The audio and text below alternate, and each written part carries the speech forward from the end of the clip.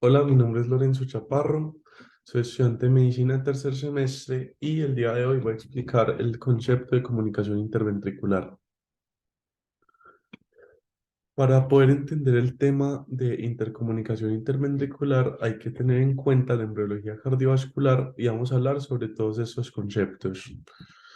Empezando por el campo cardiógeno primario. El campo cardiógeno primario sucede una migración de células de la línea primitiva a la zona del mesodermo lateral, específicamente al saco vitelino, justo al lado de la membrana bucofaringea y también del septo transverso que se convertirá en el futuro diafragma. Sucede una vasculogénesis a partir de mangioblastos del mesodermo lateral y se origina el campo cardiogénico primario. Esto sucede más o menos en el día 17, que vendría siendo el inicio de la semana 3. Estas células mesodérmicas van a formar el campo cardiógeno y se va a formar craneal a la membrana bucofaringea y va a adquirir una forma de herradura. Simultáneamente, al lado y lado de la notocorda se van a formar los precursores de las aortas dorsales. Son vasos que se forman por vasculogénesis. Esto también sucede en la tercera semana. Recordar que el campo cardiógeno primario sucede por medio de diferentes genes como el NK2.5 y el PIT-X y otros componentes como la serotonina, la MAO, los hilios nodales, entre otros. Ahora vamos a hablar del tubo cardíaco. Lo que va a suceder es que el tubo cardíaco se va a formar a partir de un plegamiento transversal que le va a suceder al campo cardiógeno primario. Se van a unir las partes laterales del campo cardiógeno, es decir, del mesodermo, y se van a unir en el centro formando una estructura cilíndrica. Esta estructura cilíndrica vendría convirtiéndose en la cavidad del corazón, que pues es normal en el humano. Recuerden que el tubo cardíaco se origina principalmente en la zona de la membrana bucofaringea, es decir, en una zona más craneal. Lo que va a suceder es que va a suceder un plegamiento longitudinal que va a hacer migrar el tubo cardíaco desde craneal hacia caudal en una zona que pues vendría siendo la zona del corazón en cualquier ser humano. Esto queda a nivel del intestino faríngeo y está en una posición ventral frente a la faringe y frente al tórax. Recordar que ahí mismo migra el tubo cardíaco, va a quedar pegado a la zona dorsal por medio del mesocardio dorsal, pero luego este va a desaparecer y el tubo cardíaco va a quedar en una zona más craneal y más dorsal. El tubo cardíaco va a tener una diferenciación celular del mesodermo visceral que va a crear el miocardio.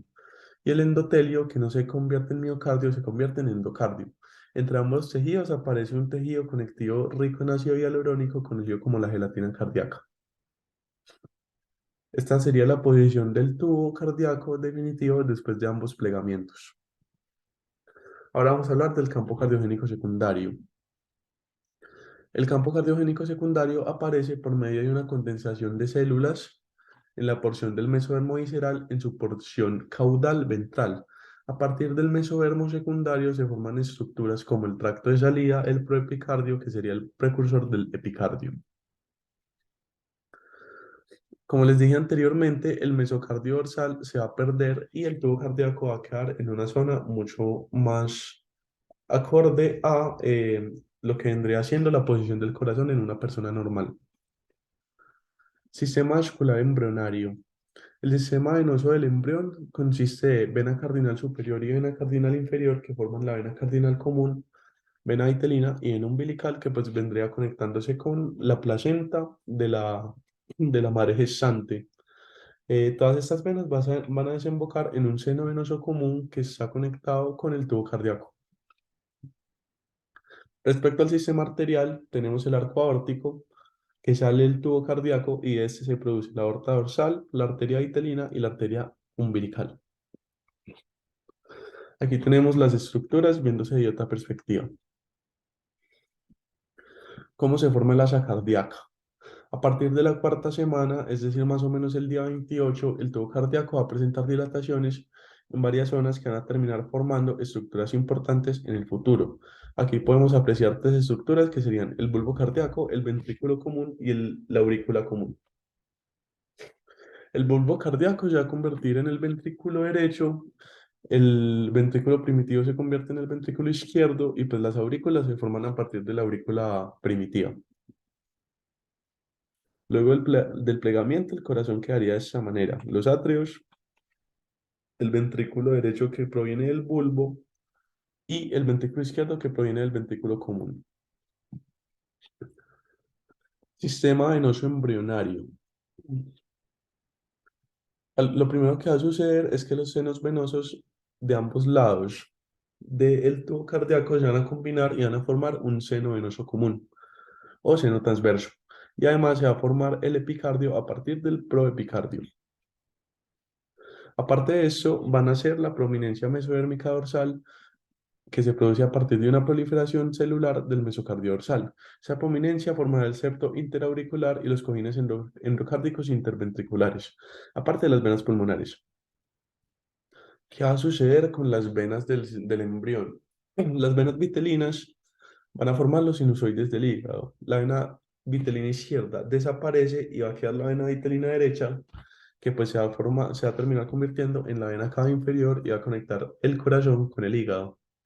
La parte derecha del seno venoso va a empezar a recibir sangre de la vena cava, haciendo que la parte derecha del seno venoso aumente de tamaño y la parte izquierda quede un poco más pequeña. La vena umbilical va a desaparecer, la vena derecha y la vena umbilical izquierda, que está entre hígado y seno venoso, también desaparece. Solo va a permanecer la porción inferior de la izquierda, que se va a conectar con el hígado y va a formar el conducto venoso.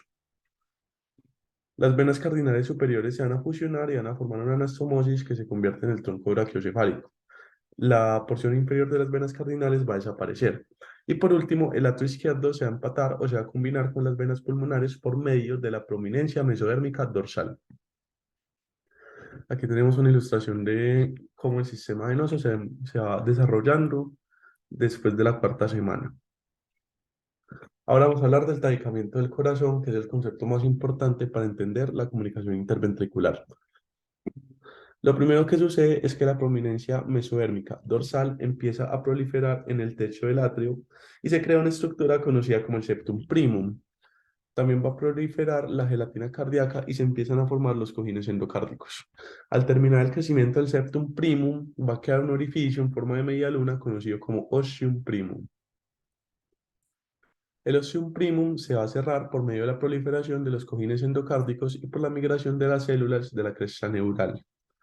Ocurre muerte celular programada en la parte craneal del septum primum. Se va a crear un agujero que se conoce como septum secundum y que se va a convertir en el agujero oval, que sería el encargado de conectar el lado derecho con el lado izquierdo del corazón del embrión durante la fase embrionaria. Recordar que el agujero oval se va a terminar cerrando por los aumentos de presiones una vez el feto llora.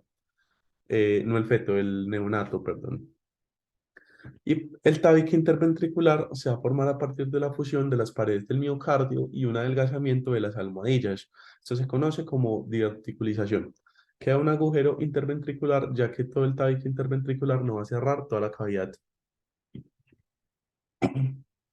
El agujero interventricular debe cerrarse por medio de la proliferación de las células de la cresta neural, la prolongación del tabique del cono y la proliferación de las células de los cojines endocárdicos. Si alguno de estos tres mecanismos principales falla, se va a formar la conocida comunicación interventricular. El tabique del cono se crea a partir de una proliferación en espiral de dos cojines endocárdicos. A partir de este crecimiento, el infundíbulo del ventrículo derecho queda hacia ventral y el del izquierdo queda hacia dorsal. Ahora hablemos de los arcos aórticos antes de hablar de la comunicación interventricular. Los arcos aórticos se desarrollan y van a formar las siguientes estructuras. El primer arco crea la arteria maxilar, el segundo arco, la arteria del estribo y la arteria ioidea. El tercer arco, las carótidas primitivas. El cuarto arco, el derecho forma la arteria subclavia y el izquierdo forma el segmento, uno de los segmentos del callado aórtico. El quinto arco no forma nada y el sexto arco aórtico en izquierdo forma una rama de la arteria pulmonar izquierda, parte del conducto arterioso y el derecho forma parte de la arteria pulmonar derecha. Recuerden que el conducto arterioso es la parte que conecta el tronco pulmonar con la aorta y que se va a terminar cerrando formando el ligamento arterioso. Aquí tenemos una ilustración de cómo el arco aórtico va naciendo el tubo cardíaco, o pues podría decirse ya, considerarse como corazón, y va produciendo las estructuras. Ahora hablemos del concepto de comunicación ventricular. Como les dije antes, esto se produce por una falla en uno de los tres procesos que termina de cerrar el agujero interventricular. Hay cuatro tipos de comunicación. La membranosa, que se trata de una abertura en la sección superior del tabique ventricular, cerca de las válvulas aórtica y tricúspide. La muscular, que se trata de una abertura en la porción muscular de la sección inferior del tabique ventricular. La auriculoventricular, que se asocia con el defecto del canal auriculoventricular. Esta comunicación se ubica a par de las válvulas tricúspide y mitral y también se puede asociar con una comunicación auricular. Y la infundibular, que se ubica justo en el tabique ventricular, justo debajo de la válvula pulmonar. Aquí tenemos los cuatro tipos de comunicación que pueden suceder en el feto. ¿Qué síntomas tiene la comunicación interventricular? Todo depende del tamaño, ya que pueden haber pequeños hoyos que se cierran con las presiones al llorar del bebé, o pueden haber unos que persisten y causan síntomas como respirar con dificultad, sudoración, poco aumento de peso, aumento de la frecuencia respiratoria y cansancio al comer. Obviamente esa enfermedad se diagnostica después del nacimiento del bebé y por lo general se hace por medio de electrocardiograma.